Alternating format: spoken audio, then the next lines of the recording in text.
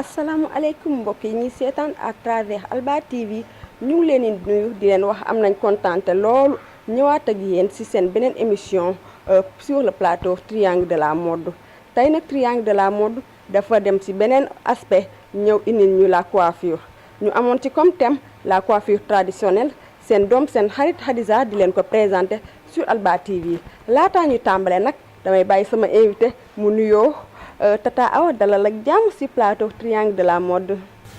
waaw merci mami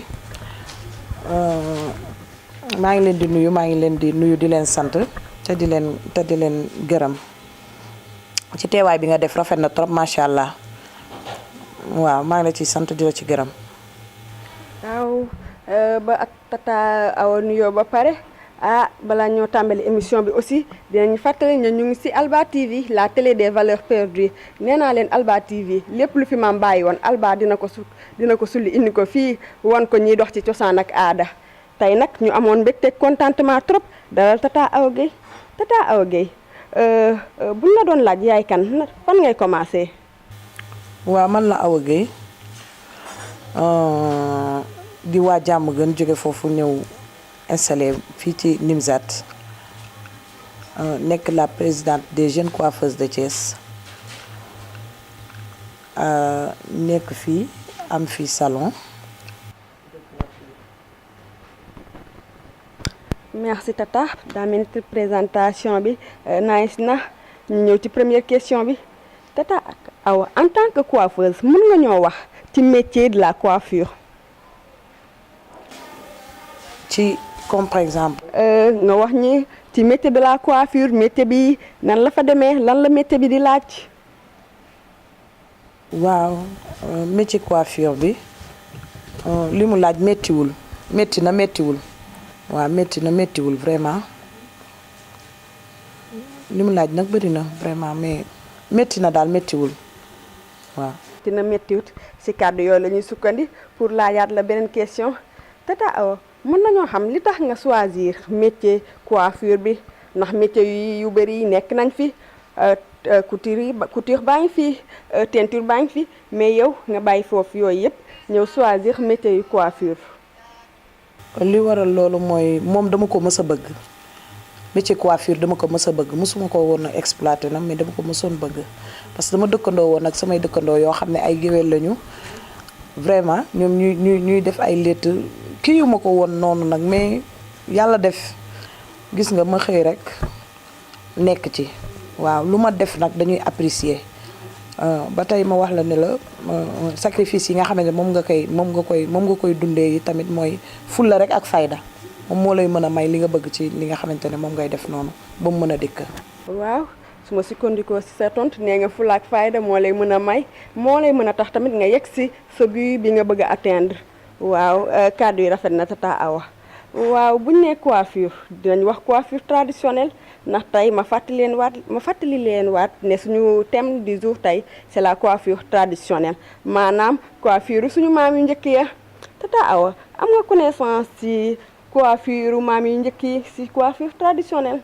waaw coiffure traditionnelle yi waaw coiffure maam yi ñu ngi fi ba tey te ñoo ngi koy appliquer. tey boo gisee sosom yi nga xamante ne moom la ñuy def ni ci yëfi maam la. waaw ci yëfi maam la. da ngay gis ñu def ay sosom yu rafet. macha allah ci yëfi maam la. waaw kàddu yi rafet na waaw mbokk yi ñi seetaan ma fàttali leen rek na yéen a ngi ci Alba TV la première télévision du Sénégal waaw Alba TV vous pouvez le regarder partout à travers le monde. waaw ñu di leen fàttali aussi que ñu ngi tey jii ak suñu Tata Awa di coiffeuse boo xam ne mu ngi fii ci Nimzat waaw doon koo xam ne ku mën liggéeyam aussi la nous pouvons voir la photo s'il vous plaît Tata Awa gis nga photo bi ban genre coiffure la lii ak ban genre ethnie ñooy faral di def coiffure bi aussi. waaw ñi koy faral di lettu mooy pël yi ñoo koy faral di lettu. voilà. waaw pël yi dinañ koy faral di lettu même chose naar bi dinañ faral di lettoo bi. La photo suivante s'il vous plaît. Tata Awa deuxième photo baa ngi nii loo gis ci deuxième photo bi. waaw deuxième photo bi aussi bu gënoon a élevé moom nii noonu ba ci kaw naar bi da koy lettoo. naar bi da koy lettoo. waaw parce que après bu defee ay kiyam. ba def mël femme.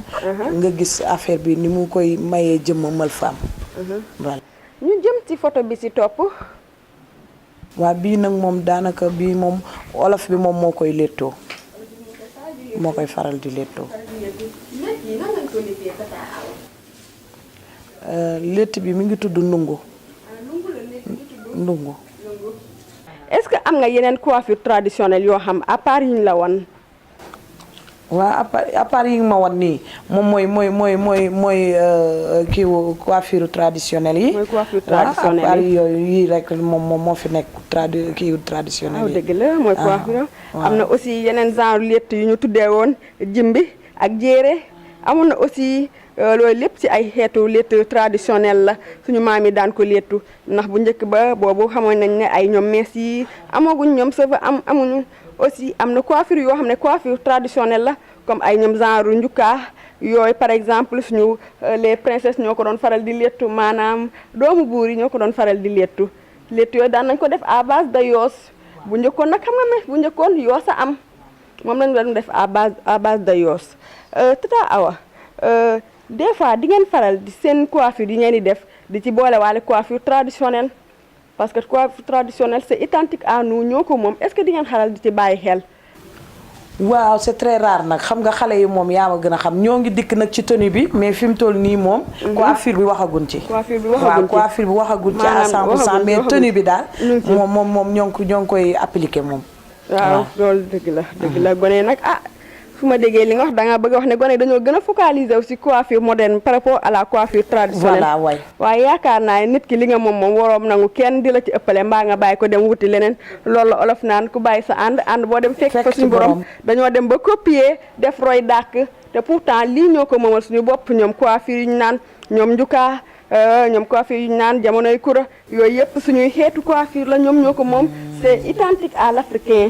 yaakaaroo ne gone yi des fois yéen comme que yéenay yor salon yi. di créer seen i coiffure doo leen jéem a essayer retourner si suñu jamonoy maam di jël seen i quelques astuces di ko boole ci seen i coiffure pour aussi montrer l'identité africaine à travers vos coiffures. waaw.